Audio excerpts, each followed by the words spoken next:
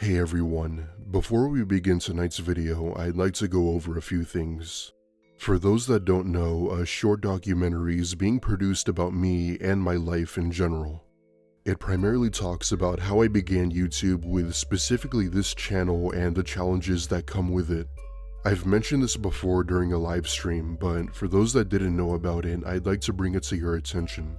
The link to it will be posted in the description, so it would mean the world if you could go and check it out. Also, I'm just getting over a cold that absolutely drained my energy, so I had to keep this video on the short side.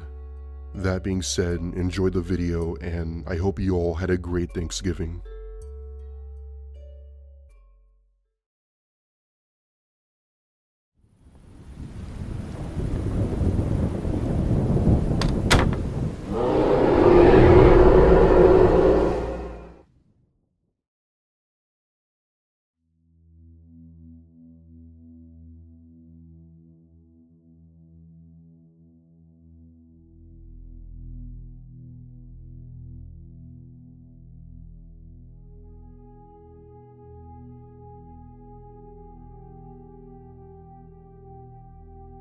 It was Thanksgiving 2014.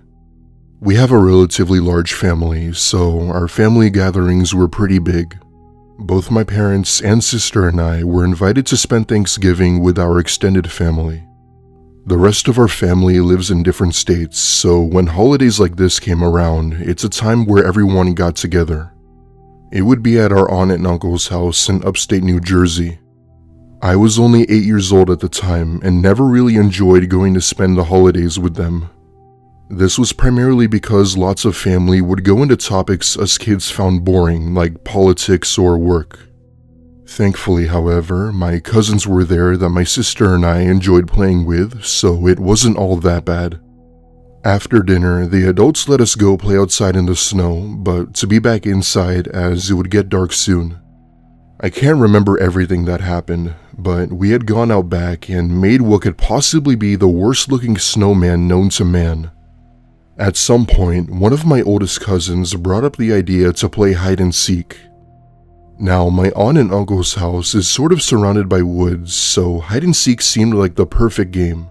With my cousin being the oldest, he said that we couldn't go beyond my uncle's shack, which was tucked away further into the woods but still visible.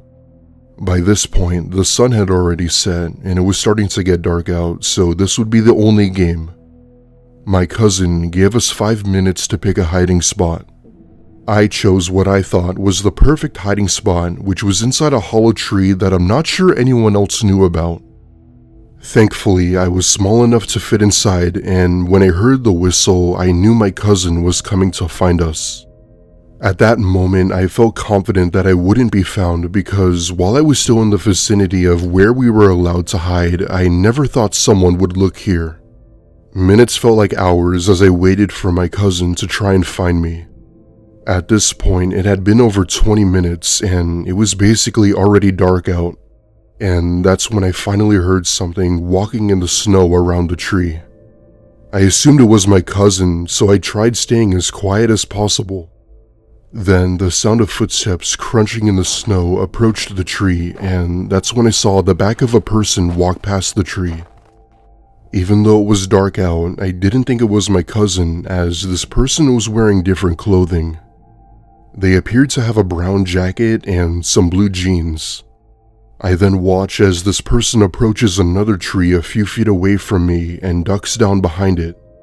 Assuming it might have been my uncle joining the game with us, that's when I made the stupidest mistake of my life. "Uncle James?" I see this person's head bolt toward me, where I was then able to get a better look at his face. However, it was not at all my uncle, but rather someone I had never seen before. I gasp, and after a few seconds, he finally spots me hiding inside the tree.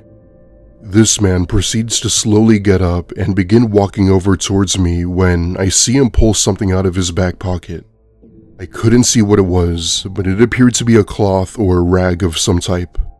That was my cue to get out of there, and I booked it back to the house while yelling to everyone else that there was someone in the woods. One by one, the rest of the kids, along with my oldest cousin, emerged from the woods, giving me a what the hell kind of gesture. It didn't take long for some of the adults to come outside and contact the police.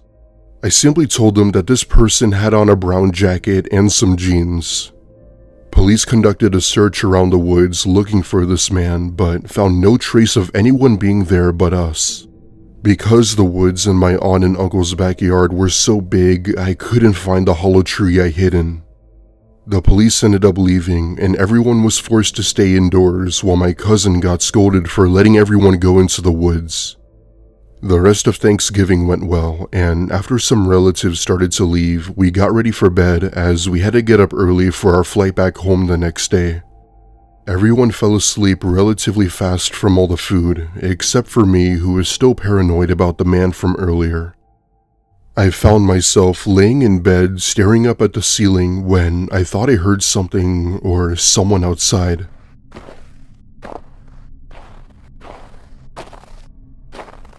My adrenaline shot up like a rocket as I looked out the window and saw the exact same man walking around.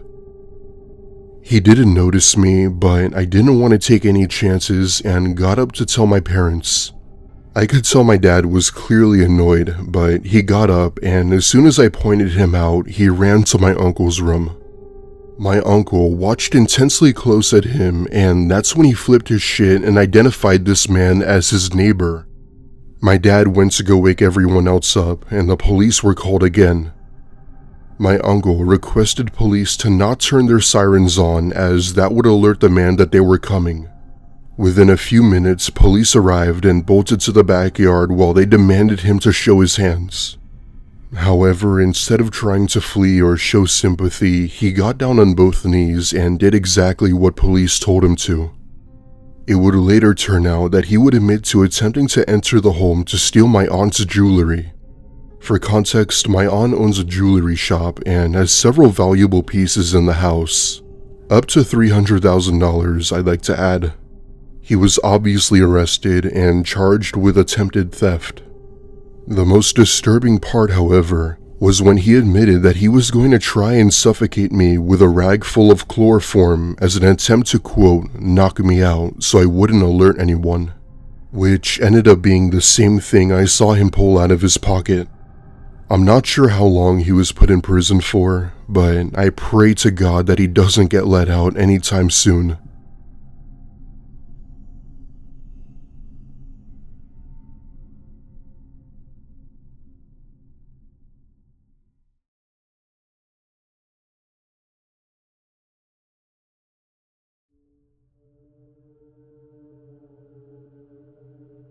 I took my son Black Friday shopping with me many years ago.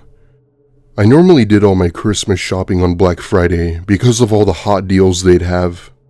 This was back in 2007, so you'd have a lot more people going crazy for holiday shopping than today. The early days of Black Friday were not pretty.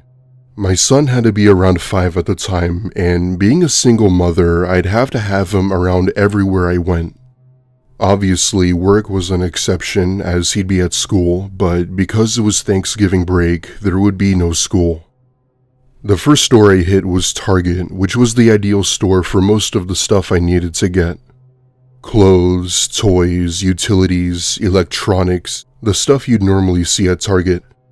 The moment I stepped in, I was greeted to an ocean of people scrambling to get their hands on the best deals before somebody else could. Thankfully, it didn't take me long to get everything and check out. My son was well behaved, so he didn't make a huge fuss about waiting in line for so long. After checking out, I grabbed my son by the hand and walked out towards the parking lot back to the car. As we were walking, I noticed a man hanging around by the front of the store by himself. He was most definitely homeless and looked sketchy enough to make anyone uncomfortable. I know, I shouldn't judge someone based on their appearance, but this man definitely caught me off guard. So when he caught my eye and started speed walking towards me and my son, I sort of freaked out and began telling my son to walk faster.